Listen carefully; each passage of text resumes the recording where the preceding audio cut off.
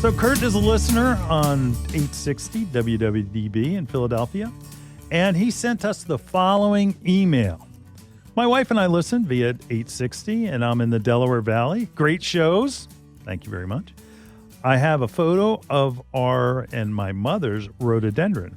However, I was unable to attach the photo, but he did actually get it sent over.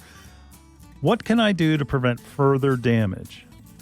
So, in his picture that we're going to put up on YouTube, we'll show you, there are brown branches that are underneath the canopy, and it is brown leaves from last year.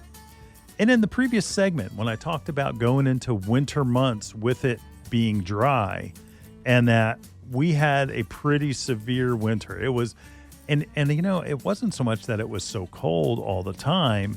It was the fact that it went from being warm or temperate, all of a sudden it went down to the teens or the single digits real quick. And that problem is what made the dying leaves under the plant. They kind of basically, it dried out, and that those plants are shaded, and I can see what's going on. If you also look at the picture, Kurt, you've got some weeds underneath that rhododendron, which is competing with the moisture in the soil. So it's sucking that moisture out of the soil, so it can't stay around the root of the rhododendron. So that's also contributing to drying out. Now, one thing is that you can prune all of that out. And Aaron, kudos to you, because you answered his questions. You were right on. You were right on. You know, and Aaron did both things. Cold damage, right? He hit it. Aaron also said that the branches need to be pruned out. Also needs to get done. And that he can prune them back to the point where wherever you're pruning, and you're pruning what appears to be dead, you want to prune it back and look at where the bark and the wood meet, and you want to see if there's any green in that circle. And that's where there's life. So if you prune it and it's all dead and crispy and you just keep going back, and generally you're going to want to prune those bottom branches. And again, they are all brown, and that there are beautiful blooms up on top, and the top was green. All of that just needs to get cleaned out.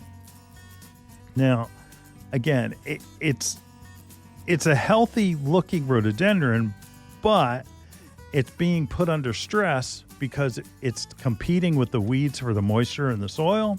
It's also had some issues with the winter cold, right? And that the other thing is that his leaves, you can see, are little chloride. He needs to feed it. And hollytone, which we mentioned in the previous segment, again, Espoma hollytone, you're going to use it in the early spring, and that would be March. And then you're going to use it again in the fall, September, October. It's organic. It releases slow. During the active growing season, so that means right now, you're going to use the Jack's Acid Special, where that's the one that is you mix with water. And that's going to give the most results because it's immediately available to the plant. Espoma hollytone is organic, and it releases really, really slow. So it's something that is prolonged. And think of it this way. Espoma hollytone is like your 3 square meals a day. You eat them every day, and it breaks down into the cellular level, where if you use a multivitamin like the Acid Special, that's going to be available right away, and that's going to work right away. So it's different types of, I guess, fertilizer technology. Acid Special, water soluble, no matter what type of water soluble you're using, whether it's for your vegetable garden or whether it's for the Acid Special for your evergreens, that's going to be available to your plants right away. But it doesn't last very long. The Espoma hollytone will break down slow, and it will last a long time. So you're going to use both in conjunction with one another, but where the water solubles don't last long, so you need to repeat it every 2-3 weeks. If you do that, your plant will really look great. And also, you got to get those weeds out. Pull those weeds out. You got to pull them out by the root.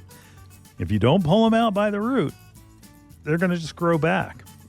And then you're going to go and you're going to put some mulch over top. Now, depending on how much soil comes out with those weeds, you may have to backfill over top to make it level.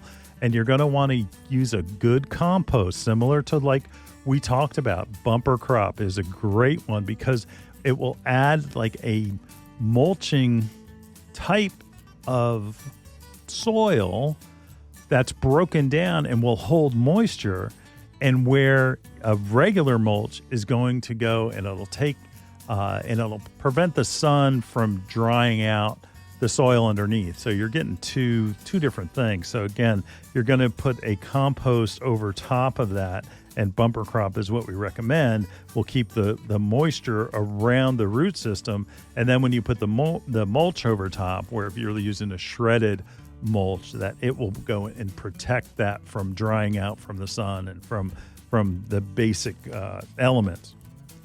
But again, water is essential. Moist but not wet. It's hard to tell. It looks like the rhododendron's in full sun, but he needs to go and try to take care of it when we go in periods of drought. And that's, that seems like every summer that we go into drought. So easy, cut back the dead parts that are underneath the plant. And again, they're dead for a couple of reasons. One, because of the drought going into winter. Two, it's because the top of it is growing and it's basically hiding and shading the plant's the plant leaves from underneath. So that's also contributing to it. Cut it back, clean it up, make it look nice, feed it, water it, put mulch over top of it, get rid of the weeds. I hope that helped. Kurt, thank you for listening. We do appreciate it.